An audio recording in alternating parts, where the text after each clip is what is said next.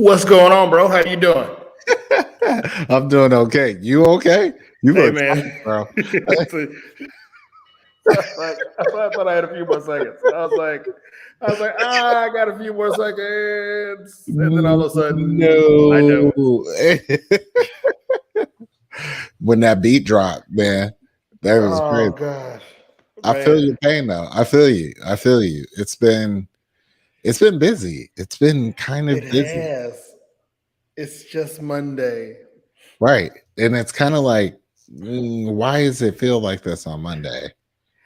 Yeah, see, I think the problem is last week we had that 4-day week. We had Monday Yeah. off. Yeah. So now, It's messing up the game. It's messing up the bro. game.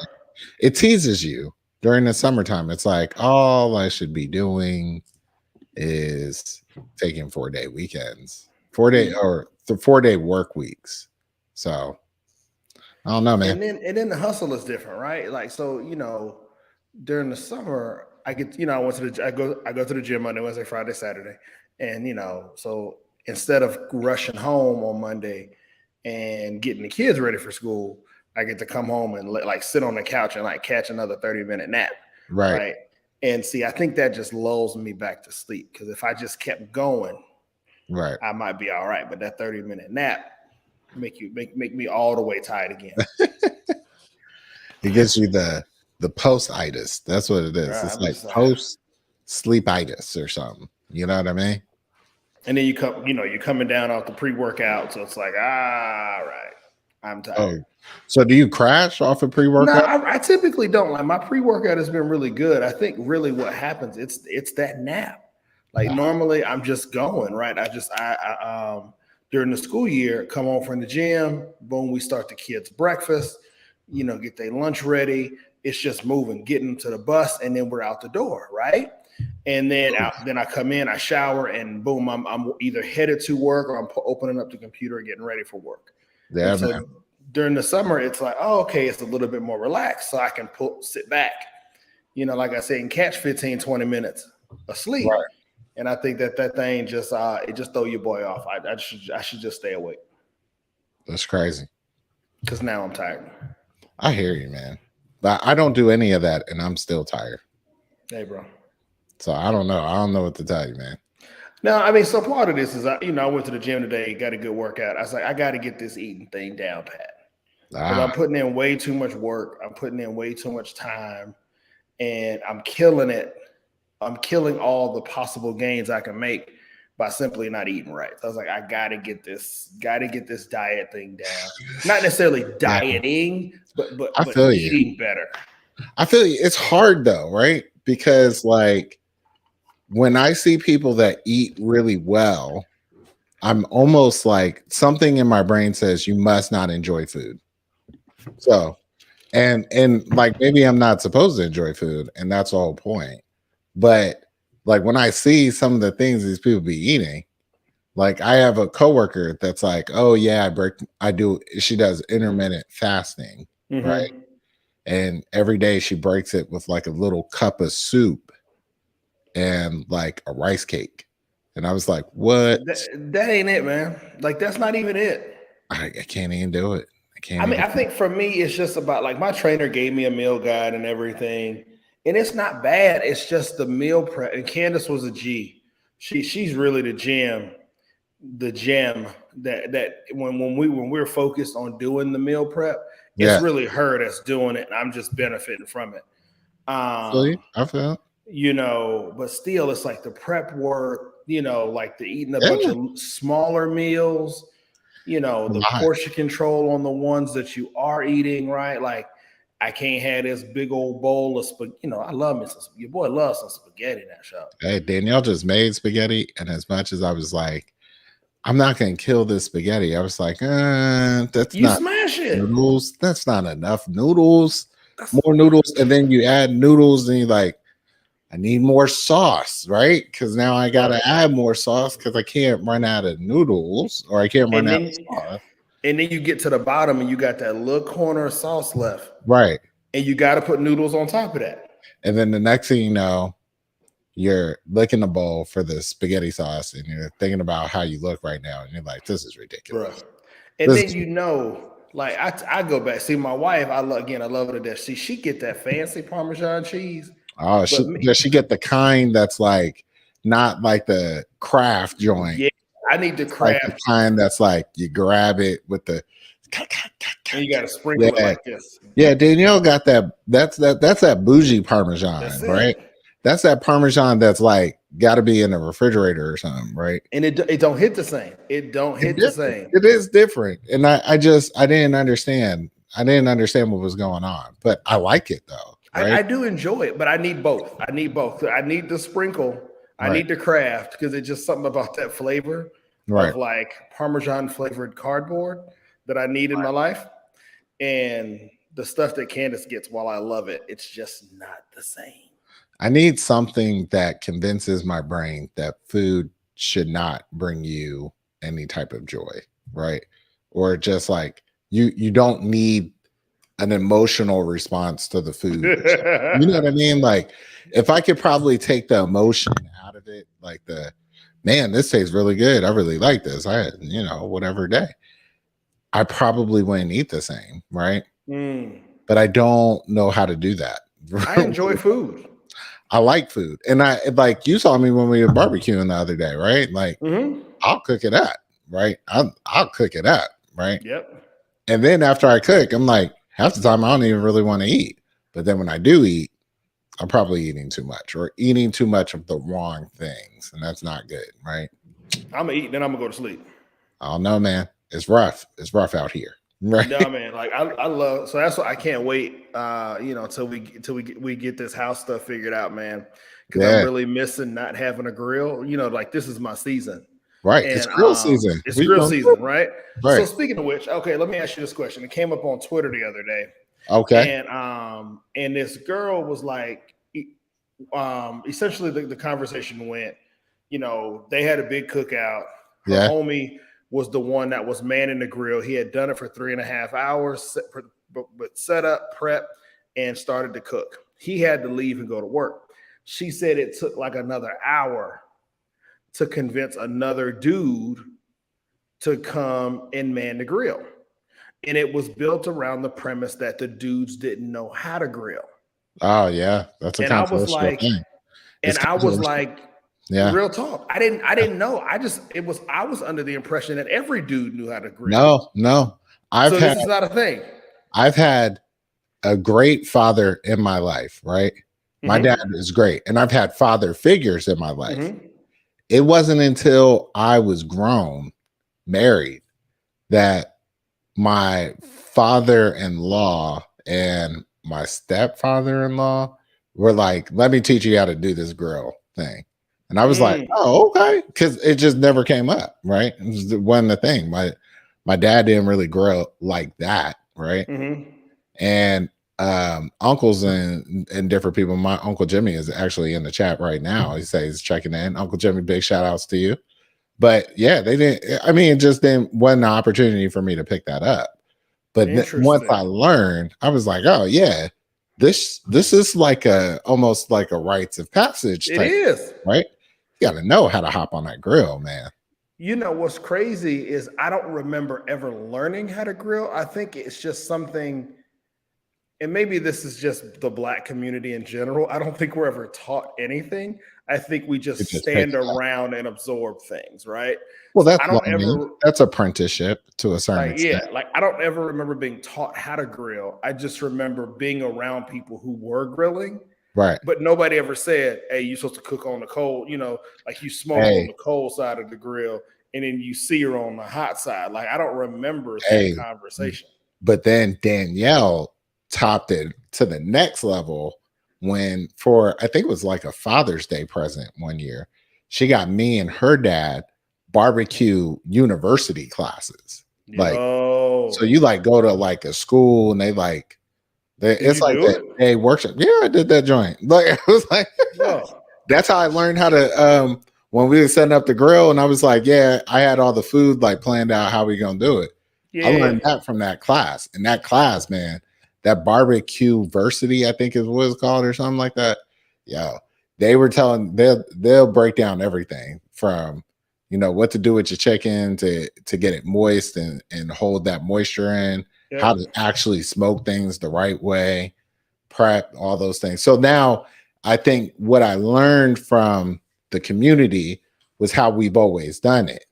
What Right. that school taught you is like, this is how professionals do it, though. Right. Yeah, so one of the things I started doing, and so hold on, coming back to the point. One of the arguments that people made in the chat were that as home ownership decreases and more people are staying in condos and all the rest of the stuff, you don't have access to the things like a grill. Hence why I said, hey, I can't get into the socioeconomics of grilling. Right. I just know that I've lived in an apartment my whole college experience, and your boy know how to grill, right? Like I in my mind, I legitimately thought, hey, everybody just knows how to grill, right? Like that's just a thing that blacks know how to do, right? Like, hey, you a dude, you can throw down on a grill. That was me. I did not know how to do this until I was grown, and I was like, oh, okay, now I at least feel comfortable being like, yeah, so if you gotta go, let me know. Holler at your boy. Yeah, I'll make it happen.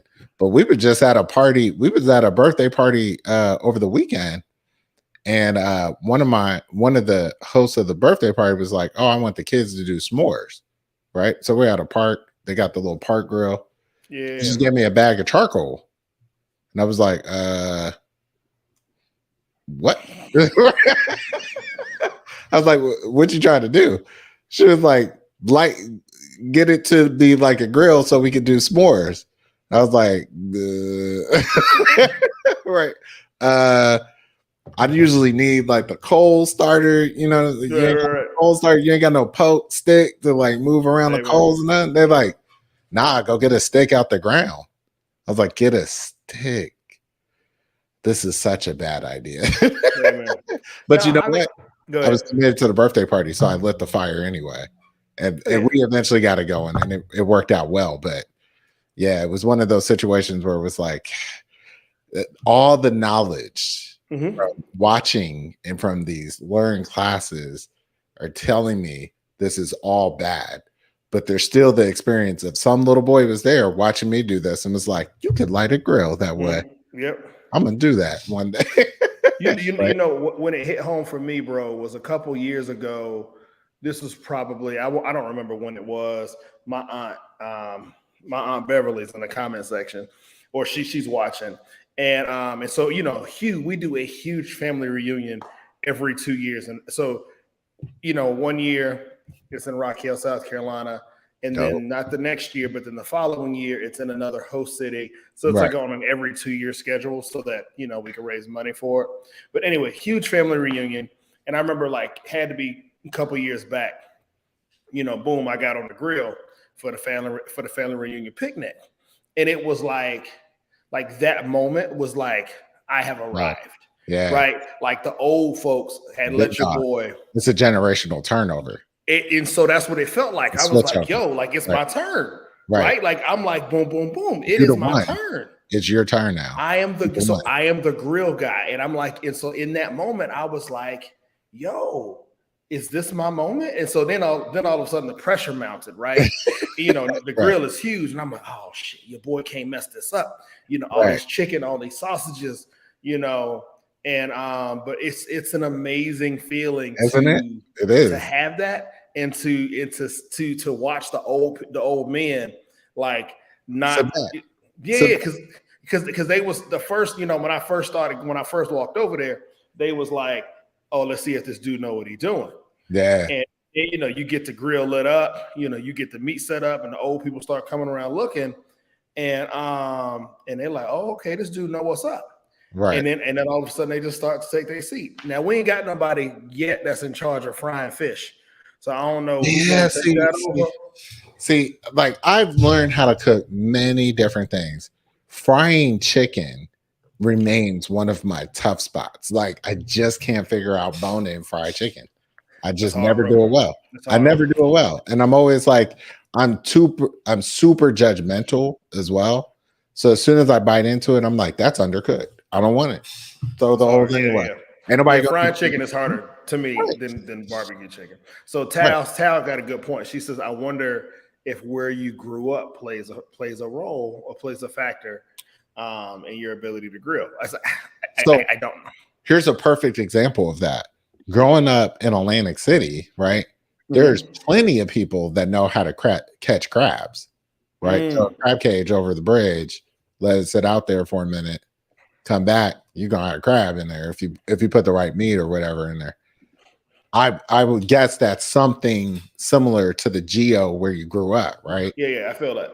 It's kind of delivered by where you go through. I'm sure it's people in some locale that are like, you don't know good street tacos or anything like that because that's something local again, or street corn even, you know. So I think in the South though, it does seem like it's a bigger thing for grilling, smoking, and there's even debates about charcoal, gas, propane, wood, you know, what kind of fuel you're using, what kind of grill you on, you know. So I mean, I do think there's something to that though, the geo where you grew up kind of dictating what your knowledge is about the food, you know. Yeah, you know me, man, I'm a charcoal dude.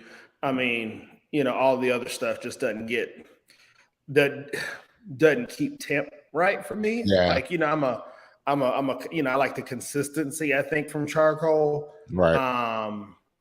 And then I'll layer that with whatever wood that I feel like I want to cook with that day. So if I want something with a little sweeter bite to it, then I might go with an apple or a cherry, right? Yeah. You know, but it just you know, like Candace does a really good job of seasoning the meat. Right. And so some of this is a conversation between us, right? Or how are you seasoning it?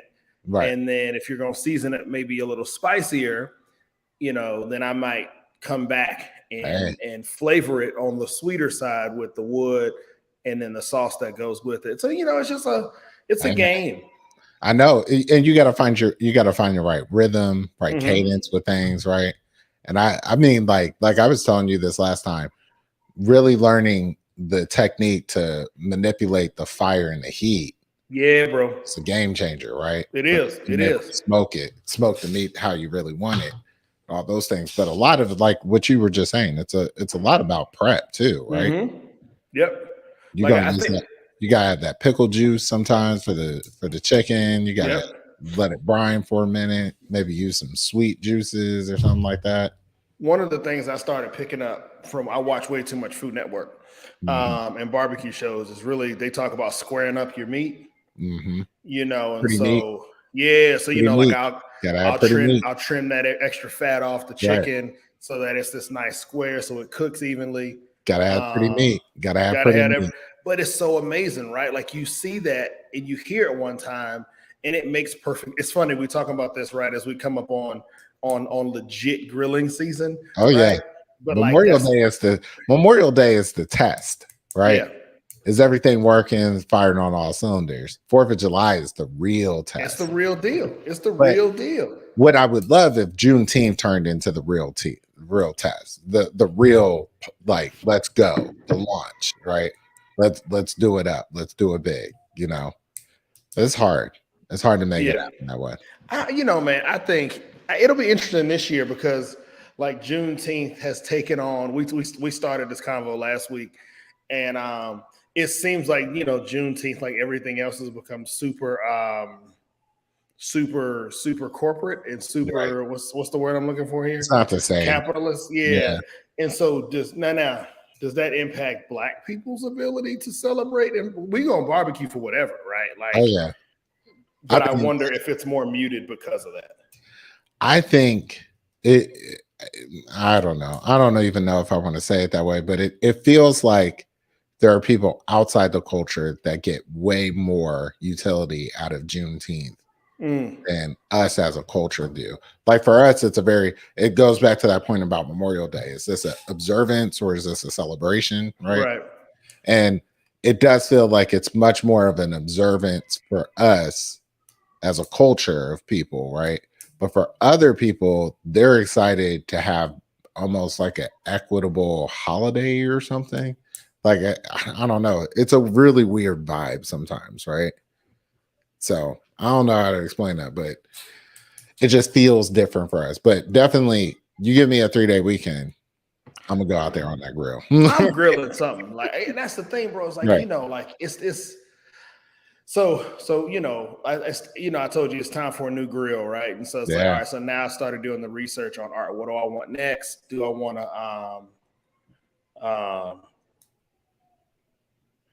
hold on.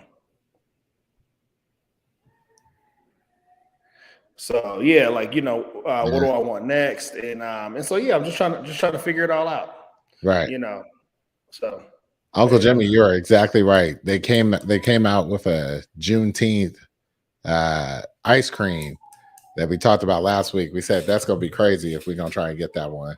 But we're gonna do a Juneteenth episode where we're gonna try out some of these products for folks, let you know our review of what it's like. I want to say peer pressure forced Walmart to pull that ice cream. Did they pull it? I think I saw Walmart pull that Juneteenth ice cream. Hey, what happened to it being freedom ice cream? I think Walmart pulled that Juneteenth ice cream. That's crazy. But we gonna have to spend more time on barbecue, and we will update y'all with barbecuing updates that we have. Yeah, especially as we approach the Juneteenth. On CNN, Walmart pulls the tone deaf Juneteenth product after criticism. It's crazy. CNN ran it. Now we just need somebody to pull that Juneteenth Vaseline I sent you the other day. Oh, equitable Vaseline. Like y'all changed Vaseline, so now Vaseline. What did the Vaseline equitable say? It was like equitable skincare for all. Equitable skincare for all. Like the original Vaseline jelly. Like it was limited edition Vaseline. Right. And that apparently it was super controversial too. Like I think you sent us the Instagram to the group chat, and then I saw on LinkedIn they was talking about it. I was like, man, this made it all the way to LinkedIn. And of course you get the trolls on LinkedIn. They're like, this isn't a business post. This isn't about networking. Be like, if you buy that equitable base Vaseline, I might judge a little bit. I might judge. And then I sent you the other day, somebody posted on Facebook that the Children's Museum of Indianapolis had the Juneteenth watermelon salad. Right. Tone deaf. You can't make this stuff up. So you can't. You really can't. This is why it's going to be interesting this Juneteenth, just to see how crazy does it get out there. I'm really interested to see all the postings. I can't wait to see how tone deaf some of these corporate entities are.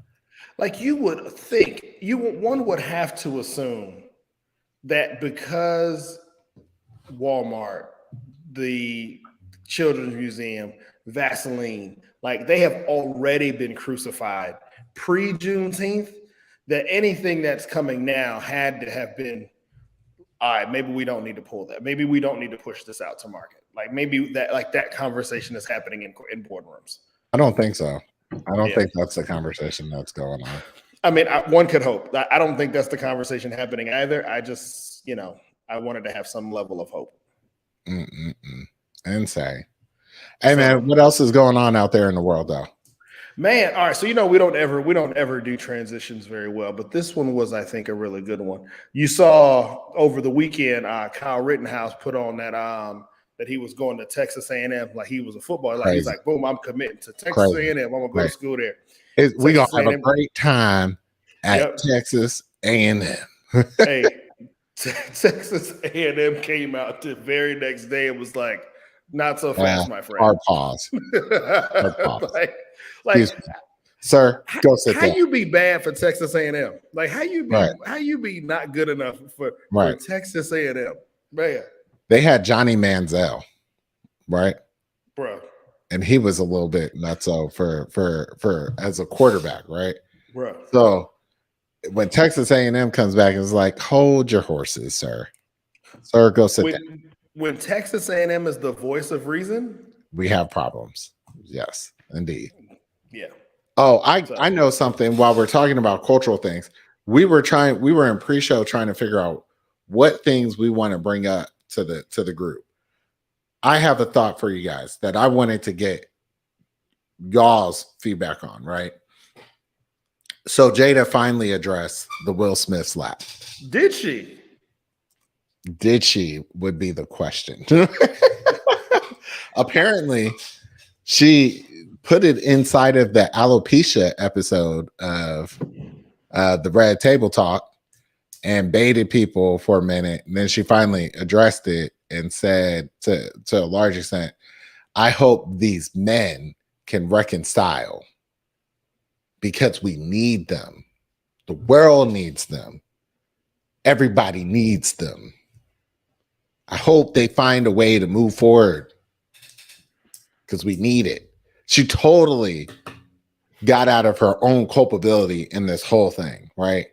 And people are saying, narcissist, narcissist, narcissist. She's narcissist.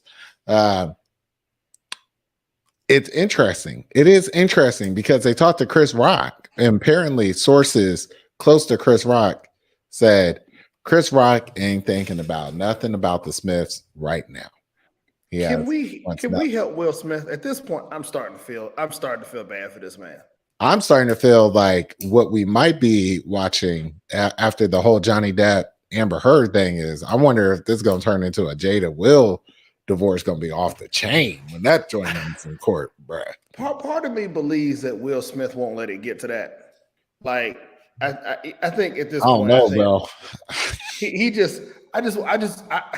I just want Will to go sit in the corner somewhere, make good internet content, and it's time to leave Jada alone. It's just time. It's time. It's time to let Jada go. You know, Jada always been fine for me, you know, but the woman batshit crazy. And so it's time to let her go. It's time to let her go. Well, the thing that I'm starting to get, I'm like, what the hell is going on? Is I think she more recently might have during another episode where she was talking with her mom. She was talking about how she always felt unprotected in her relationships. And I'm like, dude, I don't know psychology terms like that, so I'm never going to misrepresent these things. But it seems like you're getting pretty close to like some other type of crazy gaslighting type of situation. Is Will in the sunken place? Here, so let me actually let me read to you what she actually said. Star says she need to go find it for herself. Star, I'm gonna beat you to it. So I'm gonna give you a little taste of what the actual statement she said. You ready? Let me channel Jada Pickett. Yo, hey, get in there. Get it. Hold on. Get into Jada. Demon Knight, Set It Off vibes from her movies. Okay, here we go.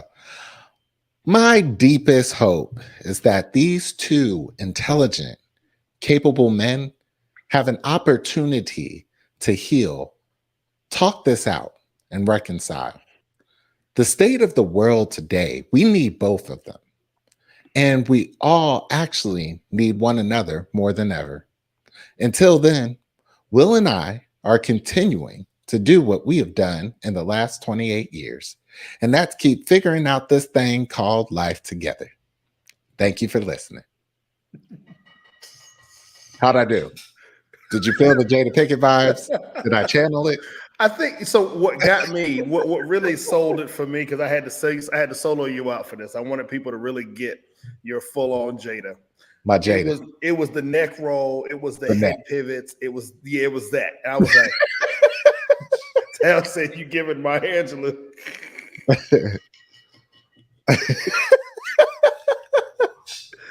I tried to say Jada was smoking weed. I tried to do my best Jada. Maybe my best Jada is not good enough. But I mean, you probably did. You did Jada from Set It Off. I did Jada from Different World. Maybe I could channel a different Jada. But I don't even want to invite that boo boo. That's a crazy voodoo right there. I don't know what to do with that. You know. But she's just like, what the hell are you talking about? Right? She don't know. She doesn't know. And like like the more I hear about these things, the more I'm like, man, I feel really, really bad for Will Smith, For man. Will. Like For this is Will. some crazy stuff. Like he laughed. We all saw him laugh. He was like, right, Yeah, exactly. right. Then he looked at her. She looked back. He got up and slapped the shit out of Chris Rock, and it's like, what? So full transparency, I I can't don't believe this understand. is actually still going on. I can't believe they dragged this out. I mean, this was dead. We This moved was on. dead. We've moved We moved on. on. We moved So on as a culture. You know, this to me screams struggle Starve, for relevance. starving. Like this screams Jada is struggling to remain relevant in this world, and it's like, what can I say or what can I do that gets my name back into some level of relevancy? But baby, we moved on. Yeah, Like you it's got just 24 important. hours. It's in poor taste. It's just the whole thing was in poor taste. I'm even, last week I talked about how Chris Rock is kind of disappointing me a bit with this whole deal too. And I'm not trying to victim blame or anything like that. I just think the whole situation is like crazy. Mm-hmm. And I'm just like, y'all, get it together. Get together, Mama please. said Tupac told her to do it. I believe that. So this is what I see. Star was talking about what she saw with this, right? And I'm like, yeah, man, I really think when I see Will and Jada from an outsider's perspective, what I see is someone, Jada, who's consistently critical of Will Smith's support of her, whether that's her career, her Red Table Talk, her media presence, her whatever. The things that she says when she did that episode with her mom, and this was recently, when she said, I've never been felt protected in my relationships. She's talking about with her mom. She's talking about in her friendships. She's talking about when her marriage, right? The way she describes her marriage almost makes it sound like she forced Will Smith forced her to get married, or the world forced her to get married to Will Smith, and she didn't want to do it, but here she is making the best thing out of this thing called life, right? I mean, I think some of this is also some jealousy happening from Will, right? Because Jada put herself out there a lot earlier from a social perspective with Red Table Talk, and then it took off for a little bit, and she was getting a lot of buzz. And I think Facebook Watch, it was on Facebook Watch, and she was getting a lot of play. Will Smith jumps out on social media one day, and then boom, the next day is the most followed person on social media. Right. Gets a deal with Disney Plus to produce a show, gets a deal with Discovery Channel to produce a show, and he jumps out there, and it's just like boom, instant success. In an area where Jada was trying to get in and really wasn't catching no hot takes. Well, see, I think there's something to this idea. What you're talking about is this jealousy, right? I think particularly, and I'm not a Red Table Talk fan, so I can't really comment on it from like a fan's perspective of the show. What I can talk about it is from an outsider's perspective of looking at the relationship as just an observer of the moment, right?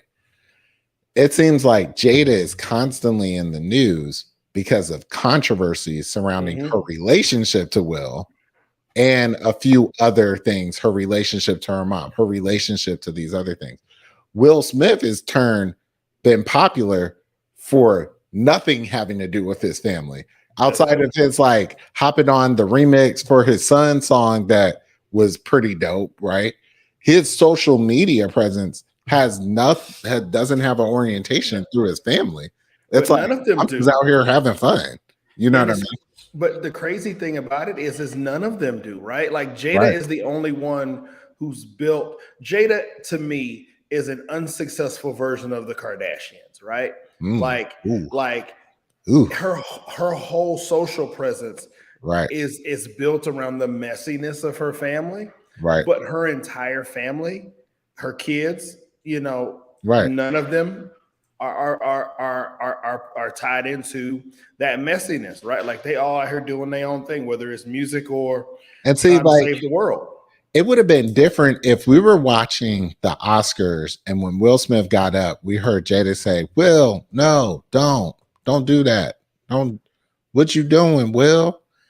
You ain't hear none of that, right? And I gotta wonder what was that like when he sat back down, right? Because it's clear that once the controversial points lifted off, it really does. I felt like we were close to losing Will Smith from our cultural, whatever you want to call this, right? Because it seemed like everybody turned their back on Will very quickly after the Oscars, right?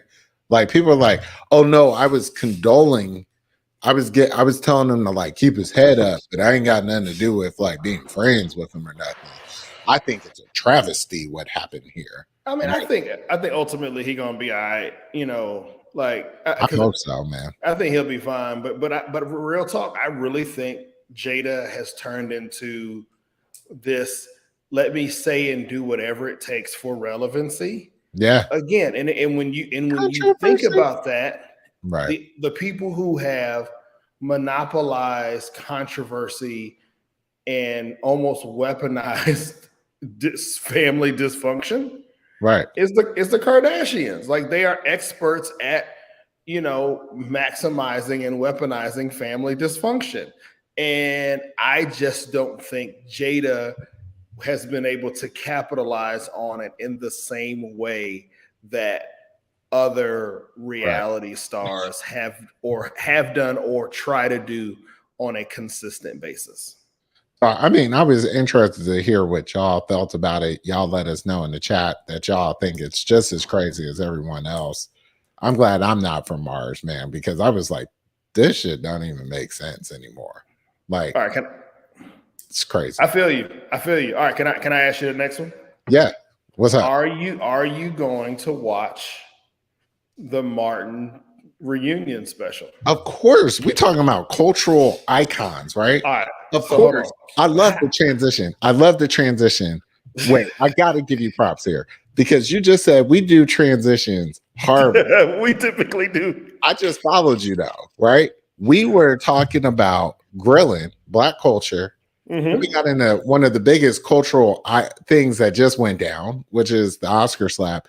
And then I followed you. You went Will Smith to Bad Boys to Martin Lawrence to the Martin reunion. I'm there with you. I'm here. I holla at you. I'm trying to get better with this transition game, man. Hey. I think about how we can smooth out some of these transitions sometime. I'm gonna watch the Martin reunion, and I know it's gonna be a train wreck. So here's my question. So am I going to watch the Martin reunion? More than likely. Who the hell getting BET Plus for this? I'm not. I'm gonna wait till it comes on bootleg. I guarantee you, Candace talking about, oh, we'll just get it for the day and then cancel it. One person in the world is going to get BET Plus and share their password with the other 100,000 people who are like, it's BET Plus is not going to be relevant 3 days after the Martin show drops. And if they were smart, they put it on Paramount or something, right? Like Paramount Plus or something like that. But here we go. We on BET Plus. Tal, I feel you.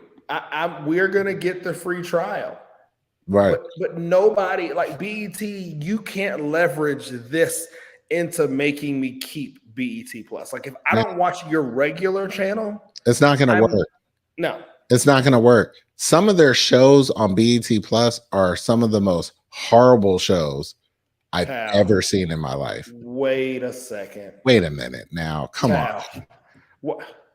You might have BET Plus.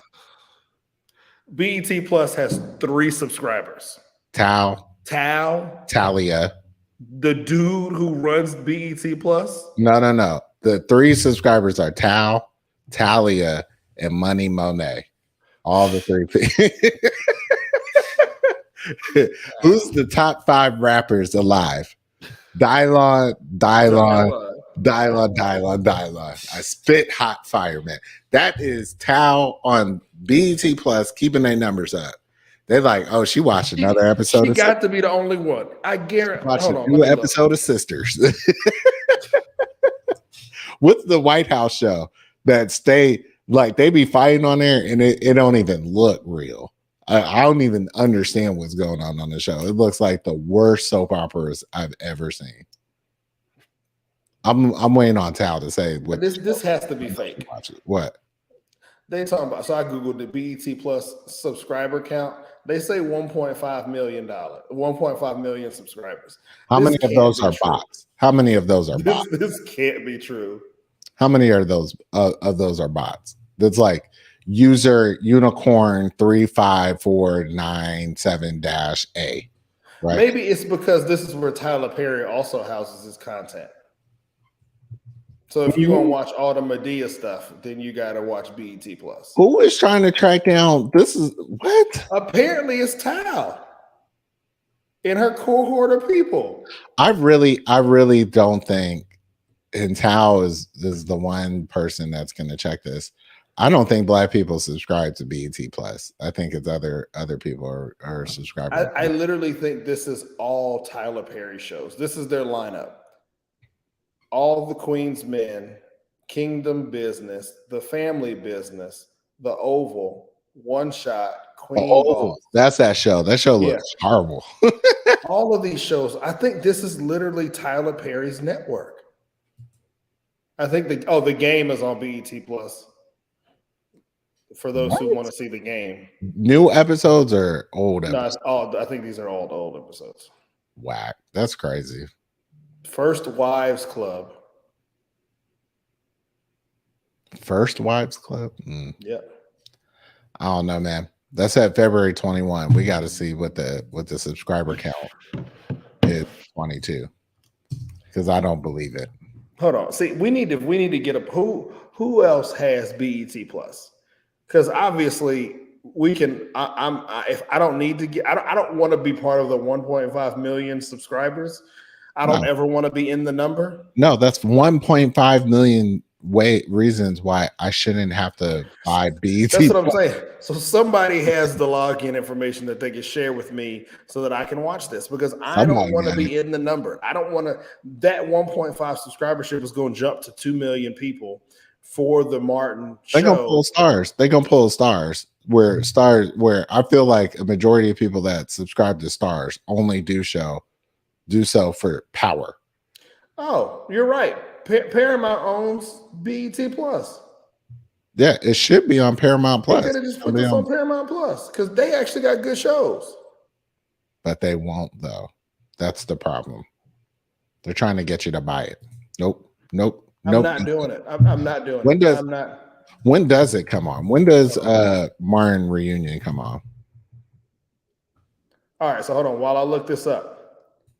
Let's see. What's your favorite episode of Martin? Favorite Martin memory? I feel like we're gonna have to do a whole show on this.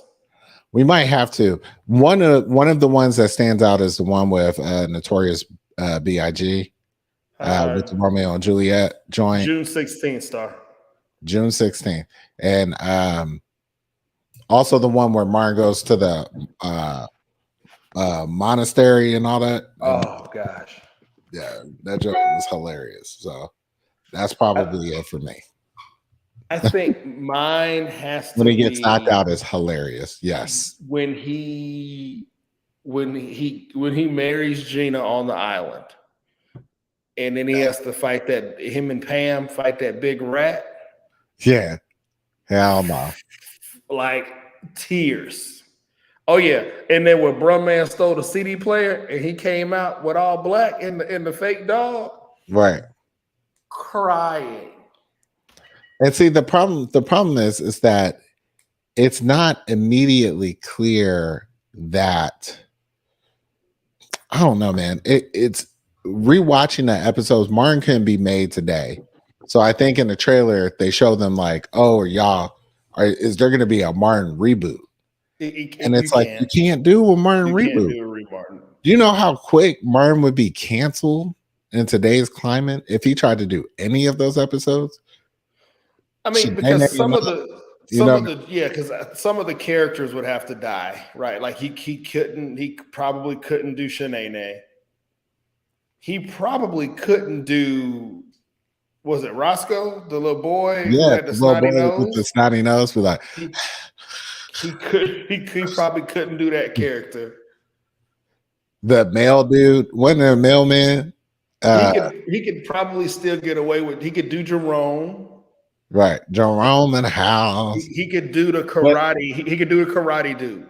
Yeah, man, Jerome though, you lose Jerome. I don't know, man. That's a lot. That's a lot already. Like, I mean, Martin was an amazing. So yes, getting back on topic, I will watch the re-air. I will watch the reunion. I will rewatch episodes because it is probably one of the funniest sitcoms. That is true. Ever. For sure. Like white, black, indifferent. It is probably one of the funniest sitcoms ever made. And in every episode, there was something, right? Like every episode, there was something. That's crazy. That's crazy. I was just telling Danielle the other day, I said, I was telling Danielle the other day that there's a show. So I used to work with someone who had a daughter who was in high school, right? She came in one day, she was like, oh man, I found this show on Netflix. The show is crazy. It's crazy. It's like one of the best shows I've ever seen. I was like, what show? What show is it? Let me know, because I'm trying to find some new shows. She said, it's this show called Prison Break. You ever seen Prison Break? And I was like, what? I was like, I mean, I remember being on. She was like, yo, that show is crazy. It's so good. Do they still make it? I was like, no, that show got canceled a while ago, right? And I'm bringing this up because Martin, A Different World, Fresh Prince, Living Single, all those shows are from like that golden era of black television, right? Yeah, Cosby shows in there. These shows will stand the test of time. Forever. And like Cooper can discover these shows and still get something out of the shows, right? Oh, 100%. And still laugh. And that's a testament to the writing, the production, the moment that those shows occupied in our memory. But to bring that back doesn't do it at all the way that it should go. I still watch A Different World like it's brand new. I watch it and I surprise myself. All of them. I watch all of it. I watch it from first episode to the last on Prime. Boop. I forgot what was I forgot what channel. I think it might be, hell, I don't forget, but one of the channels plays Living Single like every day. Yeah. You get like 5 back-to-back episodes, and I'm like, yep, I'll watch that. Right. I mean, because it was just at the time when you think about Martin and Living Single, you talk about Fresh Prince, all of those shows, right? The golden era for black television. It was just fresh, right? Like it was great comedy, right? It pushed the boundary, obviously, but it was just still really, really great content. And so there you go, TV One. And you know what I appreciate about those shows more than ever. And I think after their cancellation, like, yeah, they all hit kind of dry spells where it was like, this show's no longer as good anymore, so it's time to turn it over. But I think the idea behind the cancellations of those shows and being okay with the cancellation of those shows is you're expecting something better to come along, right? Now we have other shows, but it seems like Hollywood is really against positive black shows, like shows where I ain't gotta be, even with Bel Air, I kind of found fault with them having Will's dad being just getting out of jail, right? I was like, why you got to get out of jail? Or why do we have to frame it as the rich family they up to some shady stuff? You know what I mean? I don't understand why it has to be this way. Why we just can't show the spectrum of black in existence and it just be people, right? out there living life. Living Single was young adults, right? And they were just friends and hanging out and doing stuff. You know what I mean? Like it wasn't any extra content, right? We don't have to deal. Like the reason why I didn't watch Bel Air was because it like I don't need any more drama or any more any more extra in my life, right? Like I just need quality TV shows that don't make me think, that allow me to escape from reality, that are just good shows, right? I don't need seriousness. Just being. I don't need seriousness anymore, right? Everything has to be serious. Bel Air is a good show. And I gave it a run. Danielle was watching it. I watched a couple episodes. I thought it was pretty well put together. Entertainment to me is not a reminder of the stresses that come along with being an African American male. I just don't need that as entertainment, right? What is entertaining to me is watching just the things that reflect on what it means to be Black and exist, and from a comedic lens and like a levity to it, right? Like every time I yell at Cooper to come here, I think about Bill Cosby and Theo. He was like, and he was like, come here. Come here. Right? Because those are things that parallel my own being right now. But I don't know, man. The shows that are coming out, they tried to market this one show on NBC as a Black version of Friends, which in turn is weird because Friends was the white version of Living Single. Exactly. And I just didn't get it, right? And it felt forced and chopped up like corporate goobly gook, right? No. But then you do have shows like Abbott Elementary, which are like kind of killing it right now. But that's escapist. I mean, but that's just so I think it's just quality of show. It's just quality show, right? Right. It came out, I think, after the shooting happened. What's her name? The what's her name from the show? She released like a lot of her DMs, which had people saying, "Hey, you should do a show, about an active shooter. So, do an episode about an active shooter situation." And she was like, "Yo, like that's not what this show is about, right? Like every show, everything doesn't have to have this tie to reality. Law and Order. We don't need to do a rip from the headlines. Some stuff can just be good content that just is or just exists. It doesn't have to be this ripping narrative or this social commentary, right? Like my life is social commentary. I don't need anything else that's extra, right? Like and so I think that's why I typically, a lot of my shows that I watch now are traditionally like sci-fi or space-based shows, right? Because it allows you to get out there. They're just so far removed from reality that it's like, okay, I can dream about space or I can dream about the future, but I can get lost and move away from the current circumstances of today because that's what every other show wants to give me. Right. No, I feel you. I definitely think that is definitely a thing. You know what I mean? It's the reason why I like Blackish, right? It's the reason why I watched Grownish, because I thought Grownish was a great show, even though it was on Freeform. It was like, this is a good show. This is a really good show. Yep. Because the context was like, these are relevant issues to this generation of people that we don't have to frame it up. There is light drug use and things like that on that show, but is it like what's the show with your girl from Spider-Man? Euphoria. Zendaya? Oh yeah. I didn't watch it. I've watched Euphoria. Euphoria is crazy. But it's still a good show. It's just kind of crazy when you think about it. Like, what? I didn't watch it. At least with Grownish, I could watch that with the kids. You know what I mean? But like, legitimately, right now, I'm watching Star Trek. Like, I am using your Paramount Plus to watch Star Trek.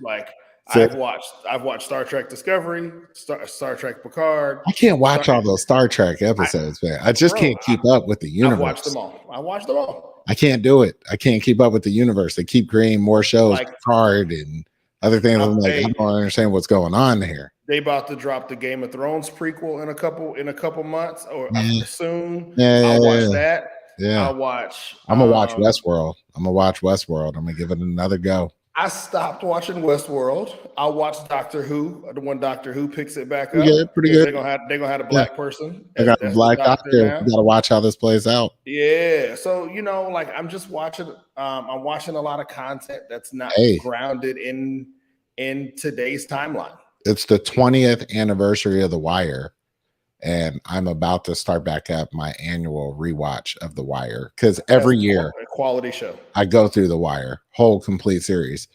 I do rush season 2 because that's the worst season, but I do watch episode for episode, all the episodes straight through. It's good. It's a good show. It's a great show. It's also why one of my favorite shows is Lost still, because Lost is crazy as hell when you think about it. It's like they're stuck on an island, lost from time. This is crazy. Yeah. What's happening here? But yeah, man, that's kind of wild. What else is going on out there? What else happened this weekend? What else did you hear about? I think the only thing so this will be my hero, I think. I think your hero is my hero. You want to go 1, 2, 3 and see if your hero is my hero? There's no way our hero is the same. Okay. 1, 2, 3. Who's your hero? The Apple unveiling that you can have an unsent button. That's so your hero is my villain because this shit about to be off the chain. But are we officially in our favorite part of the episode? Let's jump into it. Jump into it. So before you get to yours, let me do mine real quick, right? Do it. My hero is LeBron James. Yeah, the billionaire. Yeah. LeBron James. LeBron James. I forgot about that. The first billionaire active athlete out here. Brian killing these dudes out here, man. He killing them out there in these streets. That's real big. He owns other sports teams. Did you know this? That's real big. Yeah, I didn't know it until I knew it. Yeah. My guy, Brian. A billionaire. Hey, man. Brian at 18, they elevated to be the king of basketball. They said the King James era of basketball has begun. This dude has never done anything to hurt the brand, right? Yep. When you talk about a businessman, this dude was 20 being best friends with Warren Buffett, getting investment advice, right? I can't name a dude that played the game, the money game, as well as he's played the sports game and made the right moves. A Billy is top. But the crazy thing about it is he did it controversy free. Right. And it amazes me. He did it by doing so two things, right? You said he did it at 18, like he was anointed as the next great thing for basketball. And then how often does that happen? And then the person not even get close to the expectation. Right. So my man did more and lived up and exceeded the expectation that as unfair as the expectations were, he lived up to them and surpassed them. So shout out to this dude for being everything that and more than what people thought he could be, because and as much hate as Brian gets, man, it's like this dude went to Miami, won championships, went back to Cleveland, back to little known nothing Cleveland Cavaliers, brought them a championship from going down 3-1 against the Warriors. What? Right? Yeah. He creates a school. He's sending kids to college. He's doing everything. He got TV shows, movies, acting, this dude all over the place. Respect, my guy, right? It's dope. Like you can't much props. And when you really take a step back, what is Bron? 35? He's our age. Bron our age. He about 37, 30, 36, 37, I think. So when you think about the fact that he's a billionaire, right, at 35, because I think he's slightly younger than we are. Is he? So at 30, I think he's slightly younger than we Blah, are, blah. but whatever. So he's in his 30s, a billionaire, and so he has not yet peaked, right? Like when you think about right now, he is in his prime Bruh, money earning season. LeBron is 37. He's gonna be 30. He's gonna be 38 this year. He's prime, and so he's a billionaire now. So think about, to me, I so ain't that was mad my at other you, point, bruh. is he did it by putting his people on, right? Everybody was like, no, you got to get these people, you got to go out to get these folks to manage your money, you got to Right. get these folks to manage your business interests. And he was like, no, I'm gonna put my boys on. And he not only put them on, but he got them the training necessary for them to be successful at doing it. They crazy. Brian out here killing these dudes. And I don't care what you say. I ain't trying to compare him to Michael Jordan to understand who's the greatest basketball player. I gotta respect a dude that's my age that made a billy off of basketball. They told 100%. him to shut up and dribble. Shut up and dribble. I ain't got no problems with you, bro. You sending people to college. That's it. I ain't got no problems with you, man. Yeah. You looking out for the community. You went back home and lived up your dream and won a championship in your hometown. Yeah. What? You playing on the Lakers now? One of the greatest mad at it, bro. franchises in sports histories. You playing for the Lakers. Yep. Right? Get your money, man. I ain't mad at you, man. What you doing? You done won Olympic gold. He will own if the measure of wealth, right, and by white American standards, is owning a sports team, he will be. It wouldn't surprise me if he was one of the first African Americans to own a football team. He owns football. He owns teams now. No. I mean, I'm American football, right? Like I think he owns part of a soccer franchise, which is great. No, that's real money. That's overseas money. No. Brian owns. He owns a stake in a sports ownership group, right? So he has a 1% stake in a sports ownership group. That group owns the Boston Red Sox, Liverpool, and it's one other sports franchise. So it's not. He will be the face of a NFL football team. I ain't even mad at you, bro. I ain't mad at him. I am immensely happy that this dude, because again, for me, it goes back to at 18, they said he was going to be the next great thing, and he surpassed people's expectation. Like they built him up for the sole purpose so that they could eventually tear him down, and he will, and they can't do it. And everything that he said he was going to do, he's done, and then some. And so huge shout out to that dude because he's living it up. To me. Like much living it up. Brian is my hero of the week. My villain, and then we'll turn it to your hero. My villain is Apple. Man, what the hell are y'all doing? Why don't you like it? What is going on? So I didn't even watch the joint today, right? But then I started getting these messages. It was like, hey, bruh, we about to be editing these iMessages, right? And I was like, what? So I started looking. I was like, oh, shit. Here they go. Apple, I'm not going to steal your thunder. So Apple's my villain. You tell the world why you think this is a great thing. I just like, so me, I think I just value innovation, right? And I think on one hand, I think Apple is been less innovative since Steve Jobs left or died. And so I think had Steve Jobs been alive, I think we would have seen greater evolutions in Apple tech.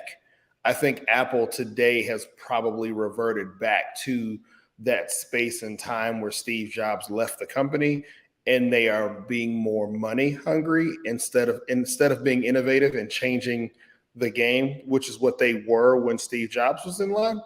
But I just value innovation, right? And so who would have thought that we could unsend a text message, right? Like we think of text messages as instantaneous. And so now I can unsend a text message. The minute it drops, I'm going to try it. I'm going to send you a text and see if I can unsend it just so I can see how it works. Like I just value innovation that way. And so, Yeah, You I want to think see it's a cool. chaos. You want to see how much Yeah, chaos this is. I People do gonna be enjoy like, chaos. I thought I just got a text message. I enjoy chaos. But I wonder What? if you're going to get a notification that says Jeff unsent a text or Jeff deleted a message to you. Which would undercut the whole purpose of the thing, right? You know, again, I'm here for a world of chaos. In this space, I enjoy the chaos that will ensue from this. So carry on. This is wow. This is gonna be crazy. I'm not Carry on. I'm I'm not like looking forward to it. I'm not looking forward to it. I think it's gonna be a little insane. chaos. Right. Someone texts you, Chaos. someone's gonna text you a whole book, right? And then Oh yeah. unsend it. And you're gonna be like, what? Right? So I wonder if it's going to be like, I think in Outlook, you can unsend a text message. I mean, you can unsend an email, but you can only unsend the email if it has not been opened yet. Right. And it's only to other Outlook users. So if I send you a message and you have a Gmail, then it doesn't work. It only works with other, I think, Outlook devices. So the tech exists, right? Because we've had it forever. Nobody's just used it. Right. So I wonder if it's only going to work if I have not read the text message. Once I read the text message, This is gonna and be I hard. wonder if this is a like so why can I unsend a text message but I can't edit a tweet, right? Like can we make that happen? No, Right. So no. but I wonder if that's how it's going to work. Like you can only unsend it if it has not been read yet. So This is gonna be crazy. I don't know. Man. yeah. I don't think I have a villain. I think the only villain that I think I probably would have had would have been Kyle Rittenhouse, for thinking that he got into Texas A&M and then Texas A&M was like not so fast. Yeah. Yeah, I mean I agree with that. I think that's pretty on point. My villain is Apple for all this chaos. Why? I thought you liked living in a world of chaos. I mean, I like a little bit of chaos. I don't want to be going crazy over my text messages and be like, because this is what's going to happen, right? This is what's going to bother me. There are people that do this right now, and I don't want to open up a can of worms, but I got to let people know that this is a thing, right? Because you might not know this. There are some people out there that have birthdays, right? And what they like to do is remove their birthday information off of Facebook, right? So you don't know when it's their birthday, and it's like a test to them. It's like a game, right? It's like I'm gonna wait to see if you know it's my birthday or not. And it's like I don't know. I didn't know. I tried to find you, but you didn't. You didn't have anything up on Facebook, and that's primarily how I know what your birthday is. Now you're gonna send a text message, "Happy birthday," and people are gonna delete it. They're gonna because they're chaos people. They love these things, right? They like anarchy, right? It's like, we just talked. I know you sent me a picture of what your kid looked like. Oh, I delete all photos of my kids after I send them within 24 hours. Why? Why'd you do that? Well, I don't want my kids' pictures out there. Whatever. Right. just I mean, I think yeah, I don't know. I mean, all right, never mind. I had another villain, and I don't want to go there. Yeah, insanity. It was going to be the Uvalde Police Department. But I ain't going there today. Yeah. Last time I went there, we added another 50 minutes to the show, so I ain't going. I can't do it. I can't do it. I'm not going to do it tonight. I ain't going there. Yeah, man. So, anywho, that's all I got today, bro. I need to I need to restart my I need to restart my computer because clearly it's like, hey, you haven't restarted me since you bought me. Shut me down. Hey, ain't nothing wrong with that, man. Hey, yeah, we gotta go though. We do gotta go. We got stuff to do after the show. So yeah, man. So y'all bear with us. Kerry is gonna be traveling next week, but he says we're still gonna have a show unless if something changes, we'll put a message out there. So yeah, we're good. We plan on having a show next week, but just in case we don't have it, y'all know why. Kerry and his family gonna have a much needed family vacay. Whole family's getting on a plane, man. So keep them lifted up in your prayers. It'll be a fun time for the Claiborne family, though. It'll be an adventure. Fun time. Hey, when it comes to this flight stuff and all the rest of this kind of stuff, man, kids pick up on the energy, man. So just have positive energy the whole flight, and Keep the it kids will be vibes. perfect. Keep it vibes. Positive And- vibes only, man. And drug them a little bit, right? Drug them with melatonin. Half a melatonin gummy bear. Nah, we got it though. Hey man, great episode, y'all. So Hey, man. thanks for joining us. Hey, follow us on all the social platforms, baby. Follow us on all the social platforms, man. I'm Jeff. I'm Carrie. Peace out, y'all. Drunk Mondays, baby.